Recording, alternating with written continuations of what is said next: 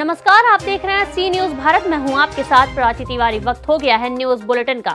इस बुलेटिन में हम जानेंगे आखिर कहां कांग्रेस के कार्यकर्ता बड़ी संख्या में उपस्थित रहे, साथ ही जानेंगे कहां हसीफ खान के नेतृत्व में कंबल वितरण अभियान चलाया गया। इन तमाम खबरों पे चर्चा होगी विस्तार से, तो चलिए शुरू करते हैं खबरों का सिलसिला।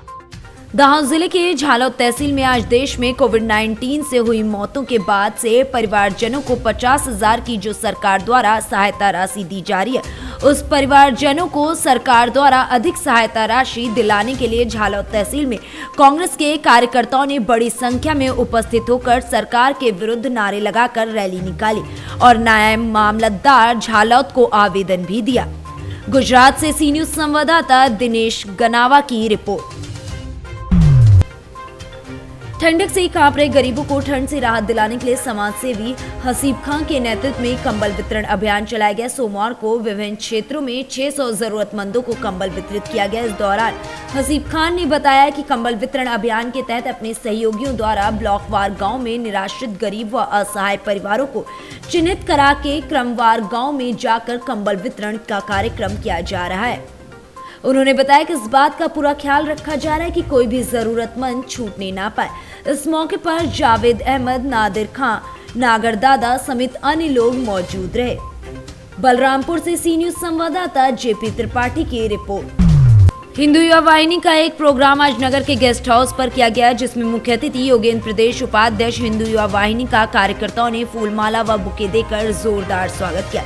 इस दौरान मीडिया से बात करते हुए योगेंद्र राणा ने बताया कि हमारे हिंदू युवा वाहिनी के परम पूज्य उत्तर प्रदेश के मुख्यमंत्री योगी आदित्यनाथ महाराज का ये एक संगठन है। उन्होंने बताया कि सामाजिक और धार्मिक संगठन के माध्यम से हम हिंदू समाज को एकजुट करने का कार्य कर रहे हैं। उन्होंने बताया कि आज हम देवबंद ब्लॉक की समीक्षा बैठक में यहाँ पर पहुँचे हैं।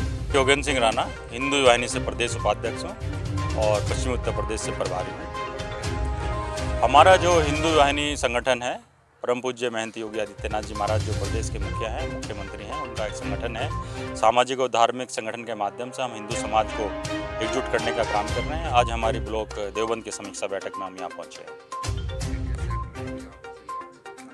4 तारीख का मुख्यमंत्री जी का कार्यक्रम है, जिसमें वो ATS का जो है यहाँ शिलान्यास करने आ रहे हैं। उसी कार्यक्रम में हम लोगों ने अपने कार्यकर्ताओं को बताया। हमारे जो कार्यकर्ता हैं यहाँ सभी गांव के कार्यकर्ता हैं, हमारे हिंदू वाहिनी के कार्यकर्ता, सब लोग वहाँ कार्यक्रम में पहुँचे, उस कार्यक्रम को भव्य बनाए और उसी सिलसिले में भी हम लोगों ने बैठक ली। सहारनपुर से सी न्यूज संवाददाता मोनू कश्यप की रिपोर्ट। आगरा के थाना कमला नगर क्षेत्र के बालकेश्वर में लूट की घटना हुई है। बदमाशों ने तमंचे के बल पर 12 लाख रुपए लूट लिए। बालकेश्वर क्षेत्र के भगवान नगर स्थित फ्लैट में घुसकर लूट की घटना को बदमाशों द्वारा अंजाम दिया गया है। बता दें कि लूट के बाद भागते हुए बदमाश सीसीटीवी कैमरे में कैद हो गए। भगवान नगर निवासी सुनील गोयल के पुत्र कृष गोयल की कनपट्टी पर तमंचा तान के बदमाशों ने लूट की घटना को अंजाम दिया। लूट के बाद बदमाशों ने भागते हुए 3 फायर भी कर दिए। वहीं घटना करीब 6:30 बजे शाम की बताई जा रही है। क्या मामला हुआ है आपकी कॉलोनी में? आज भगवान नगर में शाम को 6 बजे के लगभग सुनील अग्रवाल जी रहते हैं, जो उनकी घर में पत्नी अकेली थी। 2 लड़के उनके घर में घुसे और लूट करी। उनके मुंह पर टेप बांधकर उन्हें कमरे में बंद कर दिया गया। जब उनका बेटा आया तो बेटे को भी पकड़ के उनके बेटे के कनपट्टी भी तमंचा रख दिया लड़कों ने, और बेटे से सारा सामान निकाल के थैले में भरकर वो फरार हो गए। जब बेटी घर में घुसी तो बेटी को धक्का देके वो भागे। लोगों ने, यहाँ के क्षेत्र के लोगों ने भी इसे भागते हुए देखा और फायर भी करा उन्हें तमंचे से। पुलिस कितनी देर पहुंच गई थी? पुलिस लगभग 15-20 मिनट बाद आ गई थी। क्या कहना आगे पुलिस का? पुलिस से मैं ये कहूँगा, आगरा SSP से साहब से ये कहूँगा कि इसको जांच कराएं और तुरंत अपराधियों की गिरफ्तारी कराएं, जिसमें लोगों में बहका माहौल है, डर का माहौल है, वो डर का माहौल खत्म हो सके। ऐसे अपराधियों को सख्त से सख्त सजा दी जाए। और हमारे क्षेत्र के गोपी भाई ने उनका पीछा भी किया है। की घटना क्या रही? लूट हुई है, इसमें ये बलकेश्वर है कमला नगर थाने का, और यहाँ पर भगवान नगर मोहल्ला है। ये तिमंजले पे इनका मकान है और एक फैक्ट्री में ये मैनेजरी का काम करते हैं। और फैक्ट्री का बताते हैं, फैक्ट्री का लेन देन वाला कैश इनके यहाँ 12 लाख रुपए रखा हुआ था। और तिमंजले पे आकर 2 लोगों ने यहाँ पर इनका दरवाज़ा खुलवाया और फिर ओवर पावर करके वो पैसा ले गए।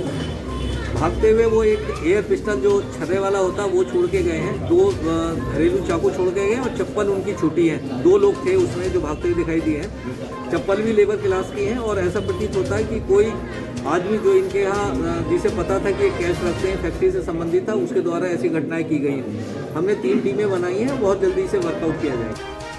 आगरा से सी न्यूज संवाददाता विनय की रिपोर्ट।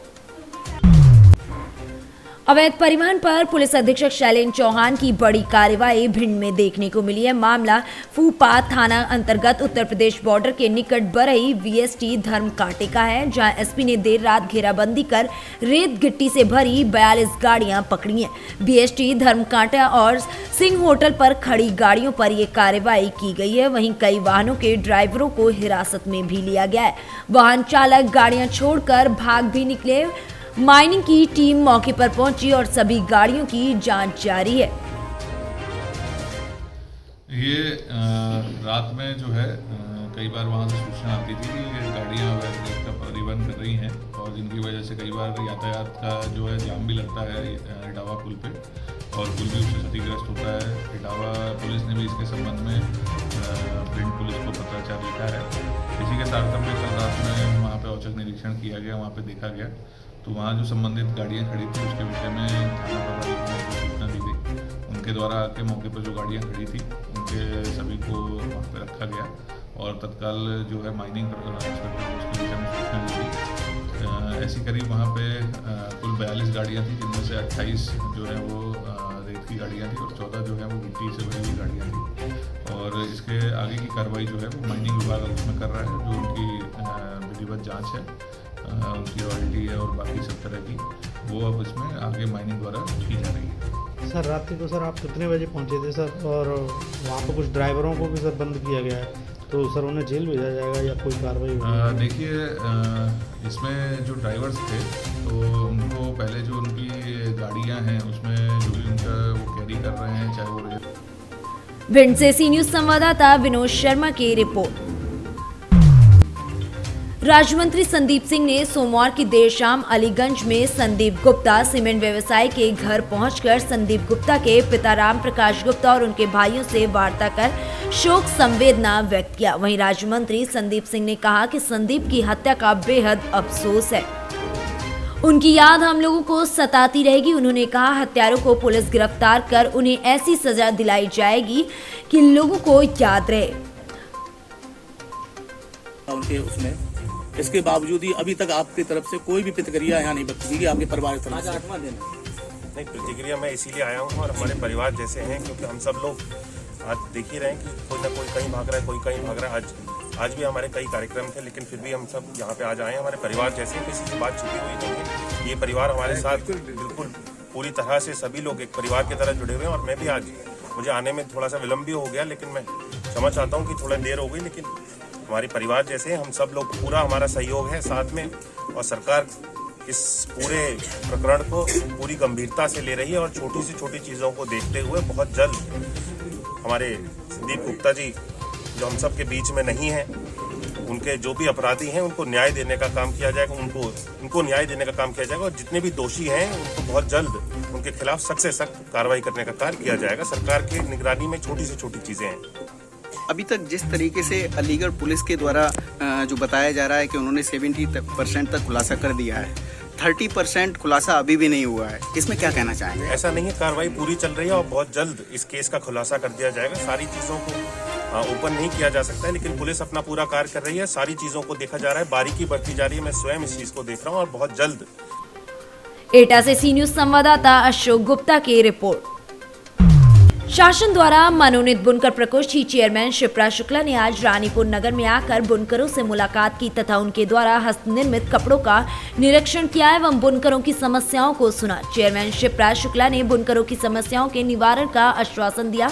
उपस्थित बुनकरों ने कहा कि शासन द्वारा बुनकरों को आर्थिक सहायता न मिलने से बुनकरों के कार्यगत वर्ष कोरोना काल से दयनीय स्थिति में पहुँच गए। यही नहीं, जो बुनकर काम करते हो उनको भी सही पैसा नहीं मिलता है। यहाँ कपड़ा खरीद केंद्र भी नहीं है। बुनकरों ने समस्याओं को रखते हुए कहा कि बुनकरों को बहबूदी फंड से मीटिंग में आने जाने का खर्च मिलना चाहिए। बुनकरों का कहना है कि हमारा विद्युत कनेक्शन भी फिक्स कर देना चाहिए। बुनकरों को 300 यूनिट तक फ्री लाइट दी जाए। बुनकरों का जो पुराना कर्ज है उसे माफ कर नए सिरे से बुनकरों को कर्ज दिया जाए।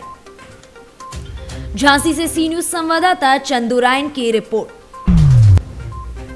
कोरोना संक्रमण की तीसरी लहर और ओमिक्रॉन को लेकर सोमवार को सेठ पन्नालाल खंडेलवाल सामुदायिक स्वास्थ्य केंद्र पट्टी में मॉक ड्रिल के जरिए तैयारियों को परखा गया। इस दौरान एक बच्चे को मरीज बनाकर लाया गया। उसे वार्ड में तैनात चिकित्सक एवं स्टाफ ने उपचार दिया। मॉक ड्रिल के दौरान बीमार बच्चे को 2 मिनट के अंदर भर्ती कर उसका तुरंत इलाज शुरू किया गया। इस दौरान बच्चे की पल्स देखने के साथ ही ऑक्सीजन भी लगाया गया। इसके पूर्व डिप्टी अधीक्षक डॉक्टर नीरज सिंह ने सभी तैयारियों का परीक्षण कर दोपहर 1 बजे परीक्षण शुरू करने की घोषणा की तो चीफ फार्मासिस्ट ओपी तिवारी ने ऑक्सीजन सहित अन्य सुविधाओं की जांच पड़ताल भी की।